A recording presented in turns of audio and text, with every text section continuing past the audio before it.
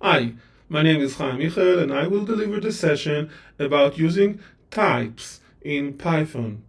Based on my experience, I believe that most developers don't add type annotations to their code. And actually, by not adding those type annotations, the quality of their code is damaged. We can add type annotations to our code in order to specify the expected data types for variables, function arguments, and the return values when calling specific functions.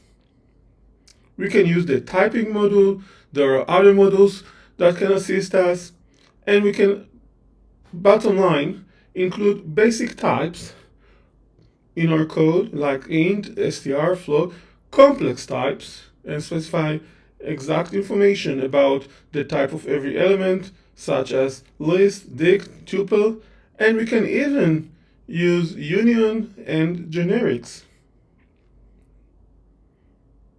So, why is it so important to add types to our code? Why can't we just ignore the types of the values we work with? Well, it seems that by adding types, annotations that provide information about the type of a value, the expected type when calling a function, the type of the returned value, it seems that by adding those annotations, the quality of our code improves. We have less bugs, and when we have bugs, it is simpler to track them thanks to the fact that we have annotations that provide information about the types. In addition, having annotations that provide information about the type improve the collaboration between the team members. This isn't new. The same problem we have with Python that allow us to code without specifying types exists in JavaScript. In JavaScript, the solution is usually to use another programming language called TypeScript, and then that code we wrote in TypeScript is compiled into JavaScript. During the development phase, we use TypeScript, and when we violate, for instance, calling a function that expects getting a number and we pass over a string, then we get an error, a compilation error during the development phase. JavaScript is still the programming language that is executed. TypeScript help us during the development phase. Similarly to TypeScript that help us during the development phase and eventually the code that is executed is code in JavaScript, something similar can happen with Python. We can add annotations that provide information about the types being used to our code in Python. Those annotations mean nothing. They have nothing with the execution of the code itself. If the code itself violates those annotations, it will still execute successfully. However, during the development phase, we can identify those violations, those cases in which one developer called a method that was developed by another developer, and that other developer developed a method that expects getting a number, and the first developer, instead of passing over a number, passed over a string, for instance. In such case, the code will still execute, but during the development phase, we can identify that violation.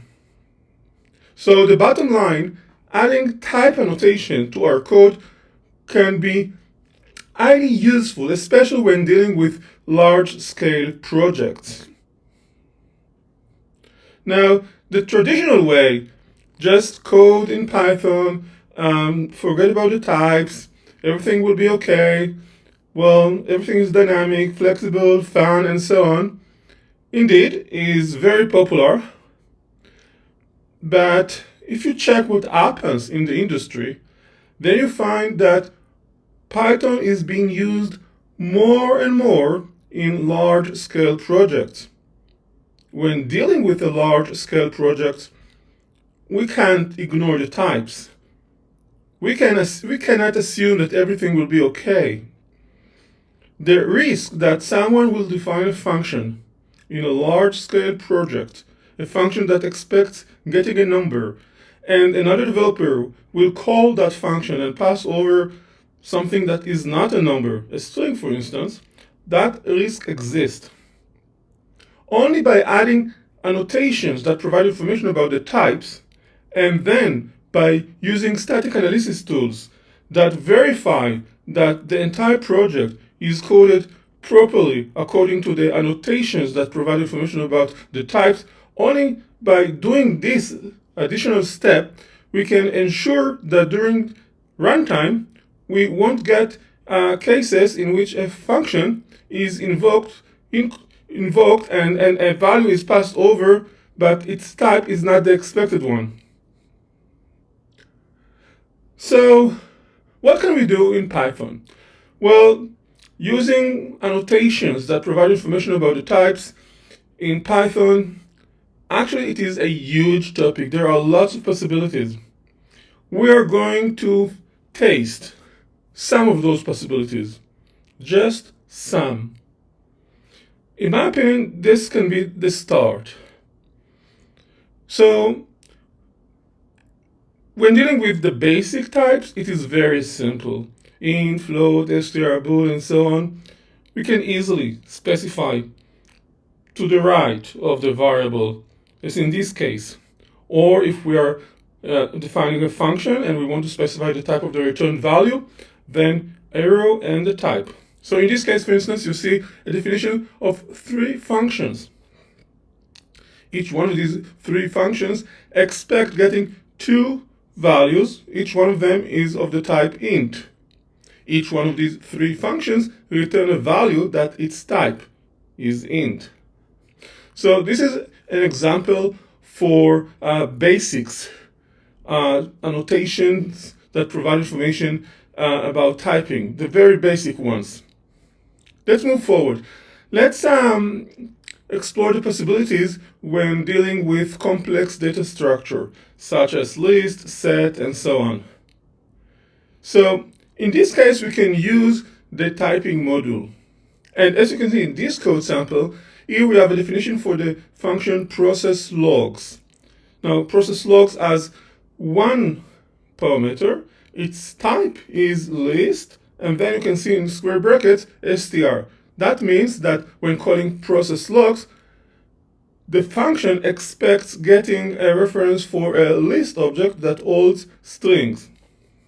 Now, about the return value is a reference for a dict object that its keys are of the type string, and its values, each value that is attached to a specific key, each value is a list of strings.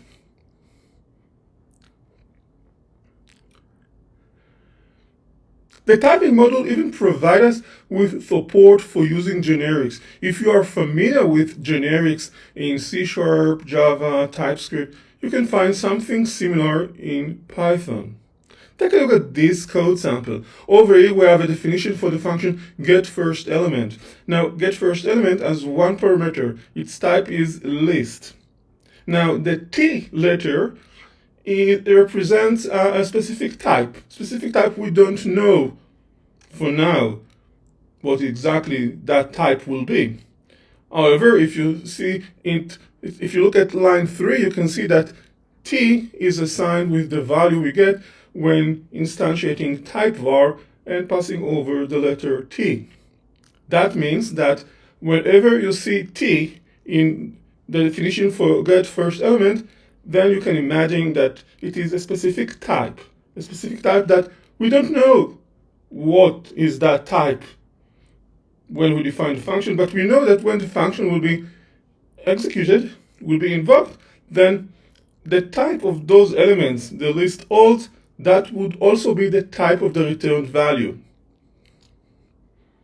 As you can see in line 5, we have at the end of the function title, we have arrow and the letter T. Means that the type of the return value when calling this function is T, the unknown type. The unknown type that all we know about it is that it is going to be the type of every element in the list that list that we will pass over its reference to this function. And that type will also be the type of the returned value. We can even use the type statement for creating aliases for specific types. For instance, let's say that we want to create an alias for a list of floats. So we just need to type the keyword type, then we choose the alias we want. Let's assume that we want vector, and then equal, you can see that in line 1, list, square brackets, float.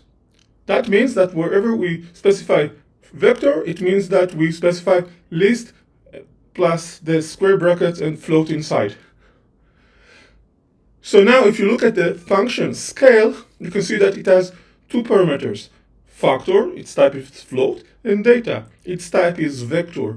Now, vector is actually a list of floats. The return value of the function scale is also of the type vector. So now the entire code makes sense. We can even create new types. There is a class, new type, we can use. And over here, for instance, you can imagine that we created a new type that its name is user ID. The variable user ID is assigned with that new type. And then at line 5, we can just write user ID, and that will be enough for everyone to understand that the type of the parameter user ID of the function getUsername, the type is user ID. And as you can see in line 3, every user ID object actually wraps a value of the type int. The return value of getUsername will be of the type str. So at line 7, you can see we can call getUsername. We pass over a reference for a user ID object that wraps the value 1, 2, 3. The return value will be assigned to user A. The return value will be of the type str. User A, at line 7, its type is str. Python even supports union types. Using the small operator, as you can see in this case, we have the definition for the function calculate, and calculate as one parameter. Its name is number, and the type of number is either int or float. That means that when you call calculate, you must pass over either a value of the type int or a value of the type float. The same with the return value. It must be either of the type int or of the type float. Now, at line 4, you can see that we have a variable, its name is temp, its type is float, and that's fine. We call calculate, we pass over 3.0, which is float, so this is fine, and the return value is also of the type float. Now, let's assume that we added to our code annotations that provide information about the types. What is the next step? After all, those annotations mean nothing when the code is executed. If the code includes violations of those annotations, we won't get any error when executing the code. What we can do is using a static analysis tool.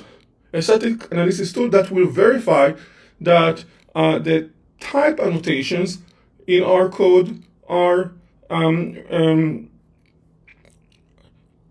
taken into consideration in every line of the code, so that if we have a function that expects getting int, and there is a line where that function is invoked and the value that is passed over is not int, we will get an error message when using that static analysis tool. A static analysis tool is a program that goes over the code without executing it. We can use the static analysis tool as part of the development cycle before we move forward and execute the code, before we move forward and deploy the project on the server, for instance.